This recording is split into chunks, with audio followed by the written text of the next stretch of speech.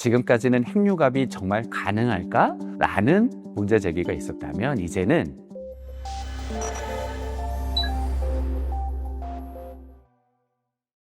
안녕하세요. 저는 UST 한국핵융합에너지연구원 스쿨의 정진현 교수입니다. 오늘 저는 인류가 가질 수 있는 궁극의 에너지, 핵융합 에너지가 과연 무엇인지, 그리고 핵융합 에너지 연구의 최전선에는 어떤 일들이 벌어지고 있는지에 대해서 말씀드리려고 합니다. 우리 인류가 사용하는 전력은 지속적으로 증가를 해왔고 앞으로도 계속 증가할 것으로 예상이 됩니다. 기본적인 삶의 질이 향상이 되면서 1인당 전력 사용량이 꾸준히 증가하고 있고, 특히 최근에는 AI의 수요가 증가하고 사용이 급증하게 되면서 전력 사용량 또한 늘고 있는데요. 2024년 기준으로 데이터 센터라든가 초거대 연산 서버들이 사용되는 전력은 전 세계 소비 전력의 1.5% 정도를 사용하고 있고, 2030년도 가면 아마도 현재보다 2배 이상의 전력이 필요할 것으로 전망되고 있습니다. 하지만 환경이라든가 자연 생태계를 고려하지 않은 발전소 건설은 우리에게 재난으로 되돌아올 수 있을 것 같습니다. 이런 상황에서 무한한 청정 에너지를 만들 수 있는 핵융합 에너지가 많은 주목을 받고 있는데요. 한국을 포함해서 전 세계 7개국이 참여하는 초대형 국제 공동 협력 프로젝트 이터라는 장치가 현재 프랑스 까다라슈에서 지어지고 있습니다. 이터라는 장치는 핵융합 에너지 발전이 가능한지 그 실현 가능성을 검증하기 위한 장치인데, 그 목표는 투입되는 가열 에너지 대비해서 10배의 출력 에너지를 만들어 보는 것, 그리고 실제 핵융합 발전이 필요할 때 어떤 기술들이 전반적으로 필요한지 검증하는 데 그 목표를 두고 있습니다. 이런 인공태양을 지구에서 구현하고 만들어낼 수가 있다면 인류의 에너지 시스템과 삶은 근본적으로 바뀌게 될 것입니다. 핵융합 반응은 2개의 가벼운 원자핵이 결합하면서 하나의 무거운 원자핵으로 바뀌는 과정인데요. 그 융합 반응 과정에서 아주 작은 질량의 감소가 일어나게 됩니다. 그 질량의 감소가 우리가 너무나 잘 알고 있는 E는 MC 스퀘어, MC 제곱의 공식에 따라서 질량이 에너지로 전환이 되는 원리입니다. 이런 핵융합 반응의 결과물은 아주 높은 운동 에너지를 가진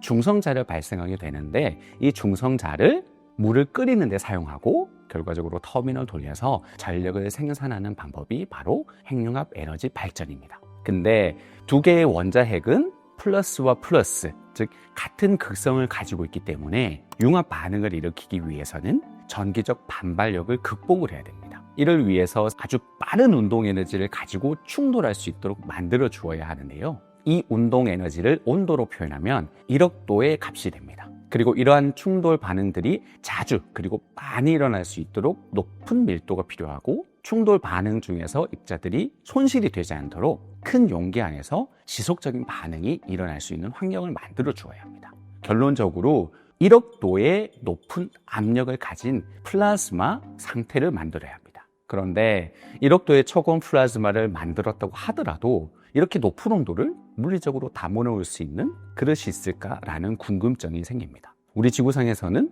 녹는 점이 가장 높은 텅스텐도 약 3400도밖에 되질 않기 때문인데요. 그 해결책으로 1억 도의 플라즈마가 벽에 닿지 않도록 공중에 띄우는 방법을 사용을 합니다. 바로 토카막이라는 장치를 활용하는 방법인데요. 진공 챔버를 도너츠 모양으로 만들어서 출발점과 도착점을 같게 만듭니다. 그리고 나서 그 챔버 외부에서 아주 강력한 자기장을 걸어주게 되면 플라즈마를 구성하는 전하들은 그 자기장을 상쇄시키는 방향으로만 움직이게 되고, 결과적으로는 자기장에 의해서 바깥으로 빠져나가지 못하게 되는 그런 원리입니다. 이터 장치라든가 한국의 K스타 장치도 이러한 토카막 방식을 활용하고 있고, 전 세계적으로 가장 활발한 연구가 진행되고 있는 장치 중에 하나입니다. 그렇다면 플라즈마를 토카막에 가둔 다음에 1억 도의 높은 온도로 올려야 하는 과제가 있는데요. 처음으로 사용되는 방법이 바로 오믹 가열입니다. 토카막 장치는 플라즈마를 가두는 역할의 자석뿐만 아니라 자기장의 세기를 조정하거나 플라즈마 위치를 조정하고 전기장도 만들 수 있는 자석을 함께 가지고 있는데요. 도너츠 모양의 토카막 중심부의 전 자석에 시간에 따른 전류의 변화를 주게 되면 전자기 유도 법칙에 의해서 토카막 방향으로 전기장을 발생할 수가 있고, 결과적으로 플라즈마는 그 전기장에 의해서 가속이 되는데 전하의 흐름, 즉 전류가 발생하게 됩니다. 전류가 발생하게 되면 그 저항 때문에 플라즈마가 데워지는 방식인데 이를 오미 가열이라고 합니다. 다만 플라즈마 같은 경우는 온도가 높아질수록 전하들의 운동 에너지가 활발해지게 되면서 저항이 감소하는 현상을 가지고 옵니다. 결과적으로는 오미 가열 방법을 통해서는 더 높은 온도의 플라즈마를 만들 수가 없게 되고, 이 플라즈마를 장시간 동안 유지하는데 제약이 발생을 하게 됩니다. 그래서 토카막 플라즈마 외부에서 추가적으로 가열하는 방법을 사용하는데요. 첫 번째로는 고출력 전자기파를 쏘아서 플라즈마를 가열하는 방법이 사용됩니다.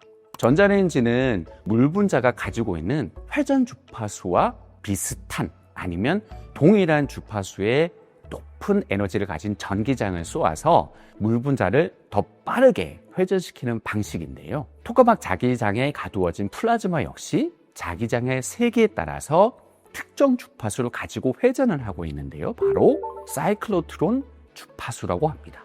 이 사이클로트론 주파수와 동일한 혹은 에너지를 전달할 수 있는 공명 조건을 가진 높은 전기장, 고주파를 플라즈마에 쏘아서 전자의 회전 운동 에너지를 높여주는 가열 방식입니다. 이런 전자공명 가열 방식은 스나이퍼라고 하는 별명을 가지고 있는데요. 아주 작은 영역에 높은 밀도를 가진 에너지를 주입할 수 있기 때문에 플라즈마를 처음 방전할 때 불쏘시개와 같은 역할도 수행할 뿐더러 불안정성을 제거하는 역할도 동시에 사용할 수가 있습니다. 또 다른 플라즈마 가열 방식이 있는데 바로 중성 입자빔 가열입니다. 차가운 물에 뜨거운 물을 조금씩 넣으면 물의 온도가 전체적으로 데워지는 것처럼 매우 높은 운동 에너지를 가진 중성 입자를 토카막 플라즈마에 주입해서 플라즈마의 전체 온도를 높이는 방식입니다. 이 중성 입자빔 가열 장치는 작은 챔버 안에 플라즈마를 만들고 그 플라즈마에 아주 높은 전기장을 인가해서 이온만 뽑아내고 가속을 시키는 원리입니다. 다만 토카막은 자기장을 사용하기 때문에 반드시 가속된 입자들은 중성 입자로 바뀐 다음에 플라즈마로 침투를 할 수가 있습니다. 이렇게 플라즈마 내부에 침투한 아주 높은 에너지를 가진 중성 입자들은 내가 가지고 있는 에너지를 기존의 플라즈마 입자들과 충돌하면서 나누어 주게 되고 원자핵과 전자가 분리되면서 전체적인 플라즈마의 밀도도 향상하는 역할을 동시에 수행하게 됩니다. 결과적으로 고성능의 플라즈마를 만들 수 있게 되고 장시간 동안 유지할 수 있게 하는 핵심 가열 장치 중에 하나로 활용이 됩니다. 이러한 고성능 플라즈마를 장시간 동안 운전할 수 있는 능력을 놓고 경쟁하는 장치가 있는데 바로 한국의 K스타 장치 그리고 중국의 이스트라는 장치입니다. 한국의 K스타 장치와 중국의 이스트 장치는 초전도체를 이용을 하는데요. 사실 핵융합 연구 초기에는 토카막 자석을 만들기 위해서 구리로 만들어진 전자석을 이용했습니다. 다만 강력한 자기장을 만들기 위해서는 구리 도선에 막대한 전류가 흘려야 되고 결과적으로 열이 발생해서 장시간 운전을 수행할 수는 없었습니다. 그래서 특정 온도 이하에서 전기 저항이 0이 되는 초전도체를 토카막 장치에 활용하기 시작하였고 결과적으로 더 강력하고 안정적인 장기장을 장시간 동안 유지할 수 있게 되었습니다. K스타 장치는 고성능 모드 플라즈마 H모드라고 하는데요. 이 고성능 모드 플라즈마를 100초 이상 운전하는 데 성공을 하였고 핵융합 반응에 궁극적으로 필요한 이온의 온도를 1억 도까지 끌어올려서 40여 초 이상 운전하고 유지하는 세계 최고 수준의 기술을 보유하고 있습니다. 중국의 이스트 장치는 전자온도 1억 도까지 끌어올려서 1000초 이상을 운전한 성과를 고유하고 있고 장시간 운전 부분에서 세계 최고 수준의 실력을 보여주고 있습니다. 이러한 두 장치는 서로에게 좋은 경쟁이 되면서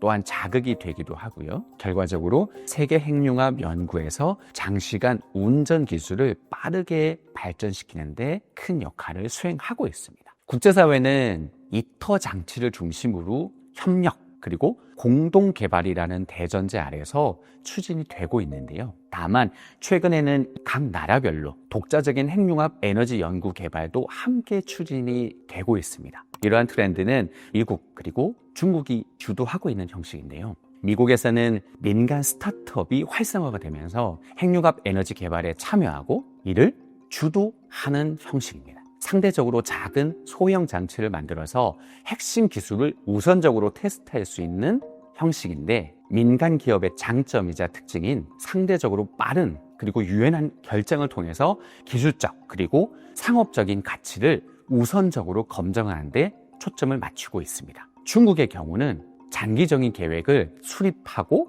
핵융합 연구 장치에서부터 핵융합 발전소 건설까지 단계적인 추진을 정부가 주도하는 방식입니다. 이처럼 새로운 트렌드가 생겨난 배경에는 고온 초전도체 기술의 발전이라든가 AI 기반의 제어 기술이 도입이 되면서 핵융합 기반 기술이 전체적으로 향상이 되었고, 핵융합 에너지 개발이라고 하는 문턱이 조금은 낮아졌기 때문이라고 생각이 됩니다. 다만 이 과정에서 개발이 되고 확보되는 기술들은 해당 국가만이 상업적으로 활용할 수 있는 점이 크기 때문에 경쟁은 점점 심화되지 않을까 생각이 됩니다. 지난 60년간 핵융합 연구와 기술은 상상할 수 없을 만큼 발전을 해왔고, 지금까지는 핵융합이 정말 가능할까라는 문제 제기가 있었다면 이제는 얼마나 안정적이고 경제적으로 핵융합 에너지를 만들 수 있을까라는 공학적인 문제를 생각해야 할 단계에 와 있다고 생각이 됩니다. 플라즈마의 성능도 실증 수준에 접근을 하고 있고, 국가뿐만 아니라 민간 기업이 함께 참여하는 트렌드로 바뀌어 있기 때문에 이러한 로드맵이 단계적으로 실현이 되고 있고, 핵융합은 이제 선택이 아니라 인류가 미래를 위해서 반드시 준비해야 할 기술이라고 생각이 됩니다. 아직 갈 길은 많이 남아있지만 우리는 그 길 위에서 중요한 단계들을 하나씩 넘어가고 있습니다. UST 한국핵융합에너지연구원 스쿨의 인재상은 거대 과학 장치를 운영하고 운전하면서 연구에 참여하는 실무형 인재를 양성하는 것입니다. 지금까지 배출된 박사 졸업생 9분 중에서 4분이 저희 연구원에서 활동을 하고 계시고 연구 그룹 리더로 역할을 수행하시거나 신진 연구사 수상과 같은 탁월한 연구 역량을 인정받고 있는데요. K-스타 핵심 장비를 운전하고 운영하는 한 명의 오퍼레이터로서의 역할을 수행하고 있기 때문입니다. 이 학생들은 실험 준비에서부터 시나리오 설계, 그리고 플라즈마 운전, 데이터 분석까지 전 과정을 주도하는 세션 리더로서의 역할을 수행하고 또한 그 역량을 키우고 있습니다. 인류의 도약은 언제나 누구의 꿈에서 출발을 했습니다. 과거에는 불가능이라고 여겨지고 일심되었던 수많은 기술들이 오늘 우리의 일상이 된 것처럼 여러분들이 만드는 내일 또한 누군가의 일상이 될 것입니다. 여러분의 도전이 인공태양 실현이라는 인류 공동의 꿈에 큰 힘이 되고 있습니다. 계속해서 도전하고 질문을 해주세요. 그 과정이 바로 인류가 에너지 문제를 해결할 수 있는 바른 길입니다. 감사합니다.